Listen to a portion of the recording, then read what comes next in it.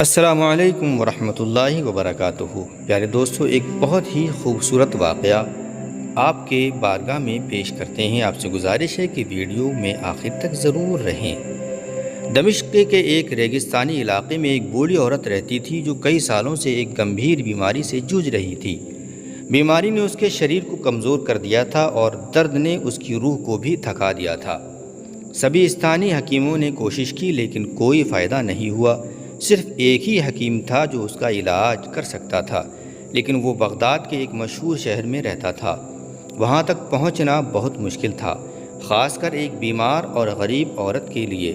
اس دور میں یہ ایسا تھا جیسے بھارت یا پاکستان میں کوئی گمبھیر بیماری سے پیڑت ہو اور اس کا ایک ماتر وشیشک ڈاکٹر صرف امریکہ میں رہتا ہو۔ ایک غریب انسان کے لیے دوری، خرچ اور انیہ بادھائیں سب کچھ اسمبھو ہوتا ہے۔ اسی طرح اس زمانے میں بغداد جانا ایک سپنے جیسا تھا۔ اس بوڑھی عورت کا اللہ پر اتنا مضبوط ایمان تھا کہ وہ ہر حال میں یہی کہتی، اللہ ہی میرا نگہبان ہے، وہی حکیم خود چل کر میرے گھر آئے گا اور اس کا سبب اللہ ہی بنائے گا، وہی مالک اور خالق ہے میرا۔ لیکن یاد رہے، اللہ کی قدرت کا کوئی ثانی نہیں، وہ جو چاہے جب چاہے اور جیسے چاہے کر سکتا ہے۔ وہ ناممکن کو لمحوں میں ممکن بنا دیتا ہے اور ایسے راستے پیدا کر دیتا ہے جن کا انسان تصور بھی نہیں کر سکتا۔ یہی یقین اس کہانی کی بنیاد ہے۔ دوستو، وہ زمانہ ایسا تھا جب سفر اونٹوں اور گھوڑوں پر کیا جاتا تھا، لیکن اس عورت کے پاس نہ سواری تھی نہ سامان۔ راستے لمبے اور کٹھن تھے، لیکن اس کا یقین کہتا تھا کہ اگر کوئی اسے بغداد تک پہنچا سکتا ہے تو وہ صرف اللہ ہی ہے، یا پھر اللہ وہ مشہور حکیم خود اس کے پاس بھیج دے۔ وہ ہر روز اپنی بیٹی سے یہی کہتی، مجھے اسی حکیم سے علاج کروانا ہے اور میرا رب ہی اس کا سبب بنائے گا۔ دوستو، اس کی بیٹی اکثر ماں کی باتوں پر ہنس دیتی کیونکہ اسے یہ سب ایک خواب لگتا تھا، لیکن اللہ جو کرتا ہے وہ انسان کی عقل سے بالا تر ہوتا ہے۔ بوڑھی عورت نے محلے کے امیر لوگوں سے مدد مانگی، مگر کہیں سے کوئی سکراتمک جواب نہ ملا۔ وہ درد اور مایوسی کے بیچ بے بسی کی زندگی گزارتی رہی، اپنی ایک بیٹی کے ساتھ غربت اور شدید بیماری کا سامنا کرتے ہوئی وہ دن بدن کمزور ہوتی جا رہی تھی۔ بیماری اس حد تک بڑھ چکی تھی کہ اب نہ عبادت کی طاقت باقی رہی تھی اور نہ کھانے پینے کی ہمت۔ کبھی کھانا کھا لیتی تو کبھی صرف پانی پر گزارا کرتی، مگر اس سب کے باوجود اس نے اللہ کے دربار کا دروازہ کھٹکھٹانا نہیں چھوڑا۔ وہ ہر وقت اپنے رب سے شفا کی دعا مانگتی رہی، یقین کے ساتھ، صبر کے ساتھ۔ اللہ کی رحمت اور دروازے پر دستک۔ وقت گزرتا رہا اور پھر ایک رات جب ہر طرف سناٹا چھا چکا تھا اور سارا محلہ نیند کی آغوش میں تھا، اچانک دروازہ زور سے کھٹکا۔ باہر سے ایک آواز آئی، بہن، کیا کچھ دیر کے لیے جگہ مل سکتی ہے؟ صبح تک رکنا ہے۔ اس عورت نے سوچا شاید کوئی مسافر ہے جو اس سنسان وقت میں مدد کا طلبگار ہے۔ اس نے دروازہ کھولا تو باہر دو اجنبی مرد کھڑے تھے۔ ان کی حالت نہایت خراب تھی، لگتا تھا کہ لمبے پیدل سفر کی تھکان نے ان کے جسم اور چہرے سے رنگ نچوڑ لیا ہو۔ بیٹی دوڑی ہوئی ماں کے پاس گئی اور ساری بات بتائی، مگر ماں نے پہلے ہی اجازت نہ دی۔ کہا، ہمارے گھر میں کوئی مرد نہیں، ایسے آدھی رات کو اجنبی مردوں کو کیسے اندر آنے دوں؟ مجبوراً ان مردوں کو واپس لوٹنا پڑا۔ وہ دروازے کے ساتھ ہی بیٹھ گئے۔ نڈھال اور تھکان سے چور ان مسافروں کو دیکھ کر عورت کی ممتا جاگ اٹھی۔ اسے ان دونوں میں اپنے بیٹے نظر آنے لگے۔ دل بھر آیا اور اس نے بیٹی سے کہا، بیٹا، انہیں اندر بلا لو، مگر دوسرے کمرے میں رکھو، کھانے پینے کا انتظام بھی وہیں کر دو، زیادہ بات چیت سے گریز کرنا۔ اللہ نے انہیں ہمارے در پر بھیجا ہے، ہماری آزمائش ہے، ہمیں خدمت کرنی ہے، لیکن اپنی حیا اور پردے کا خیال رکھتے ہوئے۔ کچھ وقت گزرا اور پھر بوڑھی عورت کی بیٹی نے گھر میں جو کچھ موجود تھا اس سے سادہ سا کھانا تیار کیا، پانی دیا اور دونوں مسافروں کے لیے دوسرے کمرے میں سونے کا انتظام کر دیا۔ دونوں مسافر کمرے میں جا کر سو گئے، جبکہ بوڑھی عورت رات بھر درد سے کراہتی رہی۔ نیند آنکھوں سے کوسوں دور تھی، وہ فریادیں کرتی رہی اور دل ہی دل میں ان اجنبیوں پر بھی نظر رکھی ہوئی تھی۔ صبح کی اذان ہوئی، دونوں مسافر اٹھے، وضو کیا، نماز ادا کی اور جانے لگے۔ جاتے ہوئے وہ بوڑھی عورت سے دعائیں لے رہے تھے، مگر جب عورت نے ان کی عبادت اور پرہیزگاری دیکھی تو محبت سے روک لیا۔ بیٹا، ناشتہ کیے بغیر مت جاؤ، اللہ نے تمہیں ہمارے در پر بھیجا ہے۔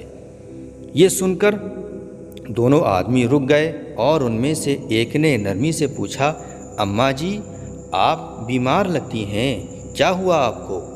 کب سے پریشان ہیں؟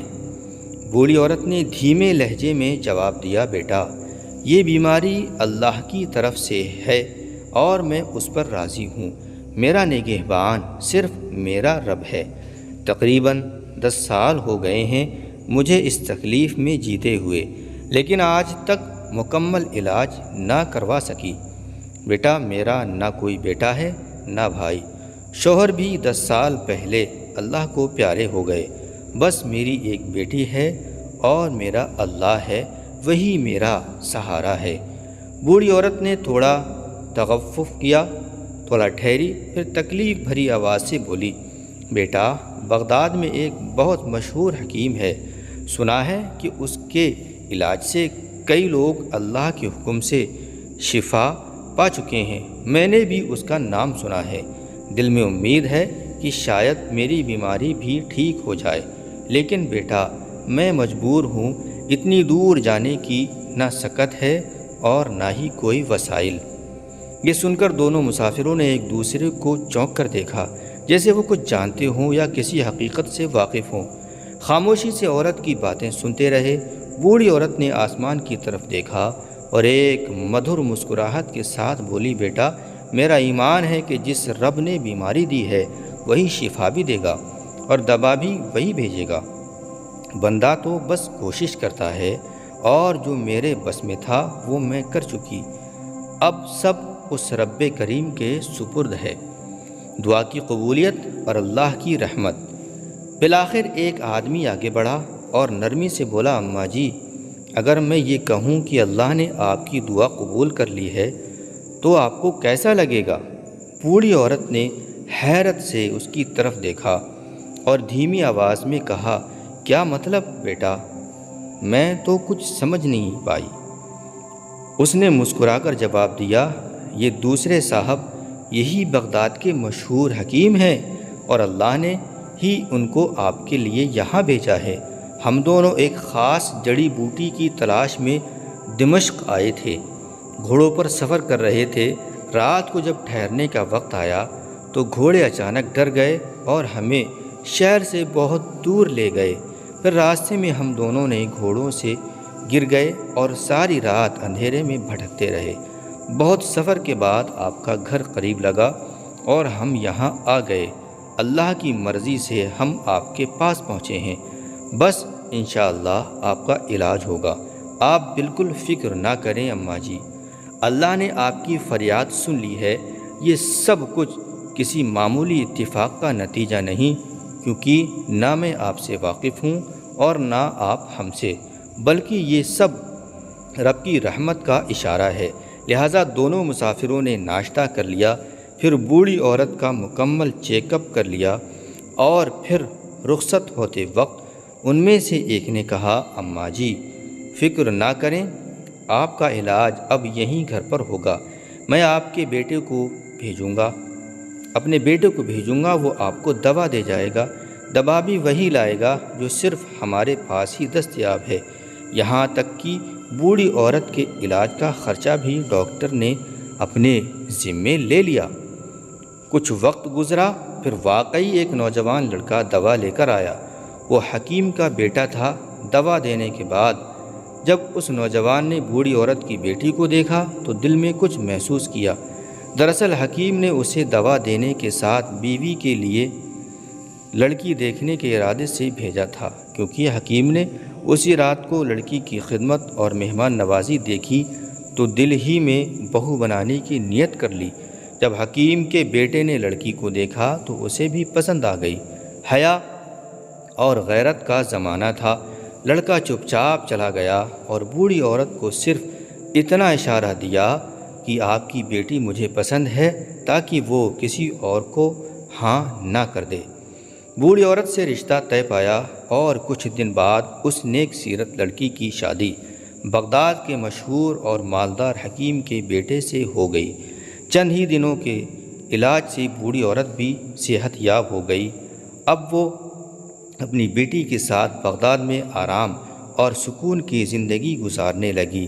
وہ ہر روز بیٹی کو یہی نصیحت کرتی، بیٹی ہمیشہ اللہ پر یقین اور پختہ بھروسہ رکھو، جو کچھ ہوتا ہے وہ اللہ کے حکم سے ہوتا ہے، اس کے سوا کوئی اور کچھ نہیں کر سکتا۔ جب بھی کسی سے امید لگے تو دل سے اللہ کے دربار میں رو لو، وہ سب کچھ سننے والا ہے۔ میں ایک بے بس بیمار غریب بوڑھی عورت تھی، کسی قابل نہ تھی، لیکن اللہ نے مجھے عزت دی، صحت دی اور خوشی عطا کی، کیونکہ وہ اخلاص دیکھتا ہے، نیت کو دیکھتا ہے۔